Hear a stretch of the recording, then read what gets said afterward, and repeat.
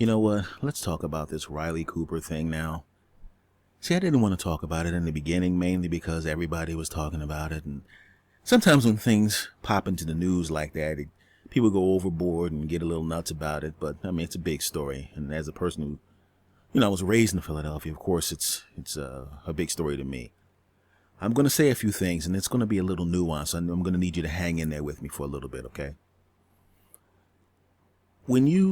When I looked at what happened with Riley Cooper and the reaction of his team and everything like that, it made sense to me. And I know that it hurt his team worse than people know, mainly because of the process of getting to know somebody, especially as a black guy. When you have friends of other races, sometimes you are waiting for things to happen. You're waiting for that thing to happen that makes you go, oh, come on, man. It's like when YouTube videos, when you put a YouTube video up, if you're going to monetize it, and that means obviously make money off of it based on the views and whatnot, before the monetization can happen, what happens is there's a review process, and then it becomes monetized, and that means it's clear. There's nothing wrong with the video, and you can just sit back and groove to the video and not have to worry about anything else. There's going to be no copyright strikes or anything like that because it's past the process. Well, people go through that too. And when you meet someone new, especially if you're a black guy and it's a white guy, because of the way things go on in the news and the press and what you've seen over the course of your life, sometimes subconsciously you're putting him through or her through a monetization process. You may not be aware of it. It may be subconscious to you, but you are doing it because you don't know. Sometimes you look at a person and just by hanging out with them, you kind of get a feeling that if they drop an N-bomb, it won't exactly shock you. But sometimes you're going, oh, dude. And I think that's what happened with Riley Cooper. He had successfully gone through the monetization process with these guys. They hung out with him. They played football games with him. He's blocked for them, kept a linebacker from knocking somebody's head off. He slept with them, ate with them, hung out with them. And as a black person, when a person goes through the monetization process and you get to that point where, okay, now I can trust this dude. This guy's good. He's cool. And I'm not going to hear any of that silliness from him. That's when the shock comes in when it happens. These guys he had passed all the subconscious tests that he had to go through. They trusted him. And then all of a sudden, the same guy that you trusted and hung out with is dropping N-bombs at the concert.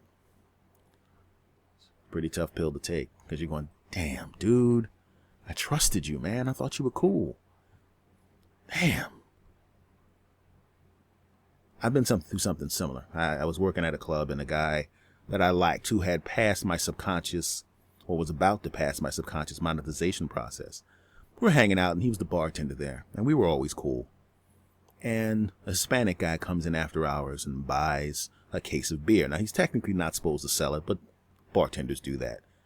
And the custom usually is you buy the 6-pack or the 12-pack, whatever it is, you throw a guy $5.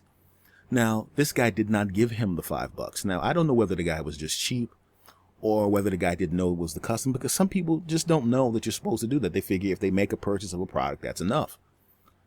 So the guy pays for the beer and walks out without giving him a tip. And the guy under his breath, the guy that was the bartender that I thought was cool, and I don't think he knew that I heard him say it. He said bleeping bleep.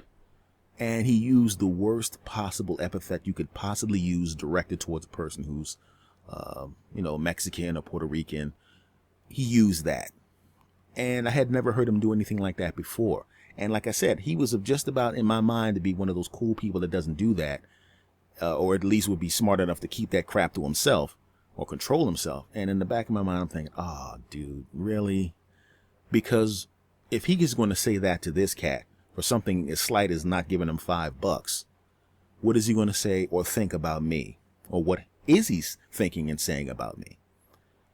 And I didn't look at him the same way. I mean, he still told the same funny stories. He was still an outwardly nice guy, but for some reason in the back of my mind, after seeing that, I just couldn't kick it with this guy anymore. I just didn't even want to hang around him because I knew that's what he had in his heart.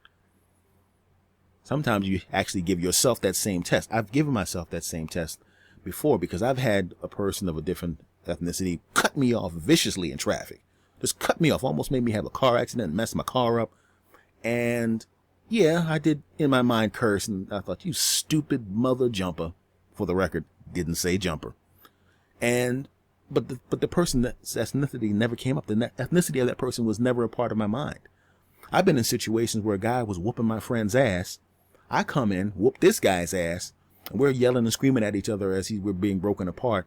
And his ethnicity never came to my mind. Calling him everything else in the book came to my mind, but it never crossed my mind to use his ethnicity as something I would use to say a negative thing about him. It didn't cross my mind, so I knew it wasn't in me. So that's why it's a big deal. It's a big deal because of that. They didn't expect that kind of thing to come from him. They were friends with Riley Cooper, really friends. 7 months of football, working out 20 hours a day, busting your ass for 7 months trying to get a Super Bowl together. Friends. They thought they knew him. And as it turns out, they did not know him. And that was the problem. They did not know who this guy was. So what I'm saying is, we have to remember that people aren't always exactly what we expect them to be. Sometimes people will make mistakes and we have to forgive them. And sometimes they just got to go. Sometimes they just got to go about their business. I wish you well in your life, but we can't be cool anymore because I know what you really think about me. Maybe someday in the future, if you get yourself together and everything's cool, maybe we can kick it again at some point. But right now, you got to go. And I think that's basically what's happening over there. And that's why everybody's so mad. They didn't expect that from him. They got that from him, and it broke their hearts. I've been in a situation before, so I know exactly how they're feeling, and or at least kind of how they're feeling. And, it's not a good thing. It's not a good thing. That's all I got to say about that.